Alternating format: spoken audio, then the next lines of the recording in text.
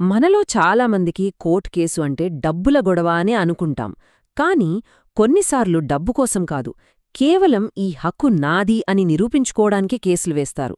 అయితే ఆ హక్కుకి కూడా ఓ వెలకట్టాలంట. వినడానికి వింతగా ఉంది కదా, కాని చట్టం ప్రకారం ఈ వెలకట్టడమనేది చాలా చాలా వ్యూహాత్మకమైనది. అసలు ఈ లెక్కలేంటో, దీని వెనకున్న వ్యూహాలేంటో ఇప్పుడు చూద్దాం. చూడటానికి ఈ ప్రశ్న చాలా సింపుల్గా అనిపించవచ్చు, కానీ దీనికి మనం చెప్పే సమాధానమే ఒక కేస్ భవిష్యత్తును మొత్తం మార్చేస్తుంది. ఎంత ఫీజు కట్టాలి, ఏ కోర్టు కేసును విచారించాలి, ఇలా ప్రతిదీ దానిమీదే ఆధారపడి ఉంటుంది. ముందుగా డిక్లరేషన్ దావా అంటే ఏంటో సింపుల్గా అర్థం చేసుకుందాం. ఇక్కడ డబ్బులడగట్లేదు, కేవలం కోర్టుగారు ఈ భూమి నాదే అని అధికారికంగా ప్రకటించండి అని అడుగుతున్నారంతే. అంటే ఒకరి హక్కును ధృవీకరించమని కోరడం అనమాట.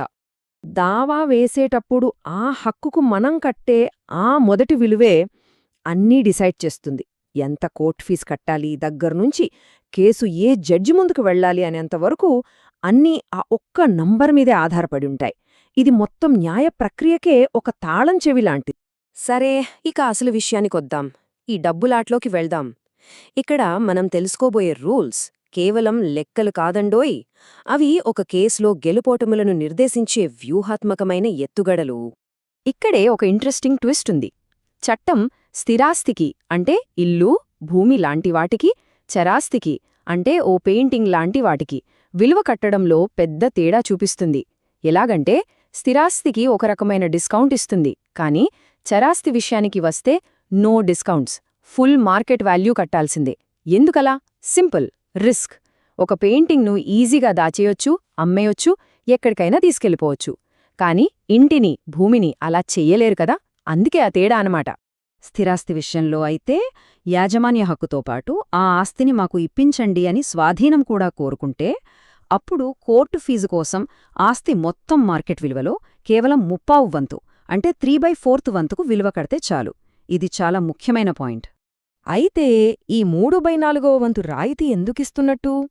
దీని వెనుకున్న ఆలోచనేంటంటే, ఒక హక్కును డిక్లేర్ చేయించుకోవడం అనేది అసలైన మేధోపరమైన పోరాటం. ఒక్కసారి కోర్టు ఈ హక్కు మీదే అని చెప్పేశాక దాని స్వాధీనం చేసుకోవడం అనేది చాలా సింపుల్ స్టెప్. అందుకే చట్టం ఈ రెండు పనులను ఒకేసారి పూర్తి చేయడానికి ఇలా ప్రోత్సహిస్తుంది. ఇక్కడే అసలు కన్ఫ్యూషన్ మొదలవుతుంది. జాగ్రత్తగా వినండి. ఒకే కేసుకి మనం 2 రకాల విలువలు కట్టాలి. అవును, 2. మొదటిది కోర్టు ఫీజు కట్టడానికి. దీనికి మనం ఇంతకుముందు చెప్పుకున్నట్టు డిస్కౌంట్ వాల్యూ వాడొచ్చు. కానీ రెండవది కేసు ఏ కోర్టు పరిధిలోకి వస్తుందో చెప్పడానికి. దీన్నే జ్యూరిస్డిక్షన్ వాల్యుయేషన్ అంటారు. దీనికి మాత్రం ఆస్తి పూర్తి మార్కెట్ విలువనే చూపించాలి. అంటే ఆలోచించండి, ఫీజు తక్కువ కట్టినా కేసు విచారణ మాత్రం పెద్ద కోర్టులోనే జరగొచ్చు. ఈ రెండింట్లో ఏ చిన్న తేడా వచ్చినా కేసు మొదటికే మోసం వస్తుంది. ఓకే, డబ్బుల సంగతి పక్కన పెడితే ఇప్పుడు సమయం గురించి మాట్లాడుకుందాం. దావా వెయ్యడానికి ఉన్న గడువులను దాటితే అది చాలా పెద్ద తప్పవుతుంది. ఈ విషయంలో మనకు 2 వేర్వేరు గడియారాలు నడుస్తున్నట్టు లెక్క. ఈ గడువుల గురించి మాట్లాడే ముందు మనం ప్రతికూల స్వాధీనం లేదా అడ్వర్స్ పొజిషన్ అనే కాన్సెప్ట్ గురించి తెలుసుకోవాలి. దీని ప్రకారం ఒక వ్యక్తి వేరే వాళ్ల భూమిని వాళ్ల పర్మిషన్ లేకుండా అందరికీ తెలిసేలా కంటిన్యూస్గా ఒక కురిపెట్ట కాలం పాటు తన ఆధీనంలో ఉంచుకుంటే అసలు యజమాని తన హక్కులను కోల్పోయే ప్రమాదం ఉంది. చూడండి, 2 ప్రైవేట్ వ్యక్తుల మధ్య ఆస్తి గొడవైతే దావా వెయ్యటానికి గడువు కేవలం 12 ఏళ్లు. కాని అదే గొడవలో అవతలి పార్టీ ప్రభుత్వమైతే ఆ గడువు ఏకంగా 30 ఏళ్లకు పెరుగుతుంది. ఎంత తేడా ఉందో చూశారా?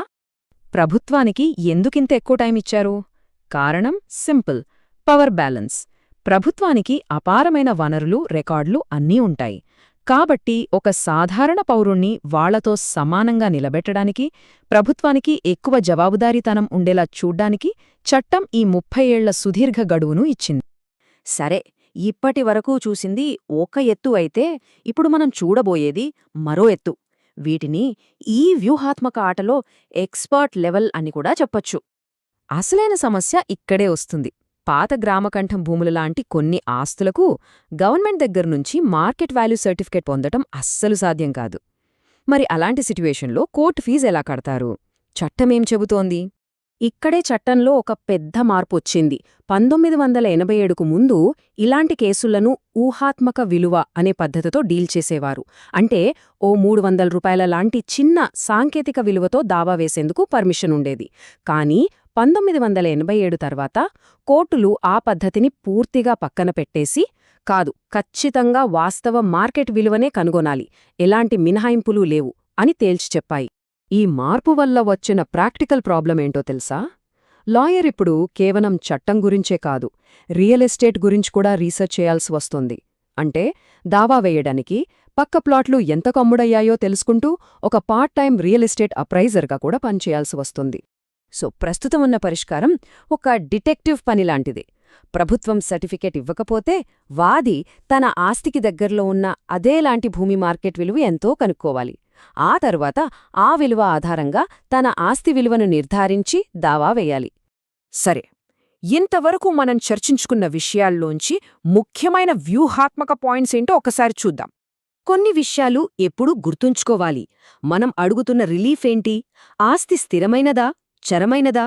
మన ఎదుటిపక్షం ఒక ప్రైవేట్ వ్యక్తియా లేక ప్రభుత్వమా?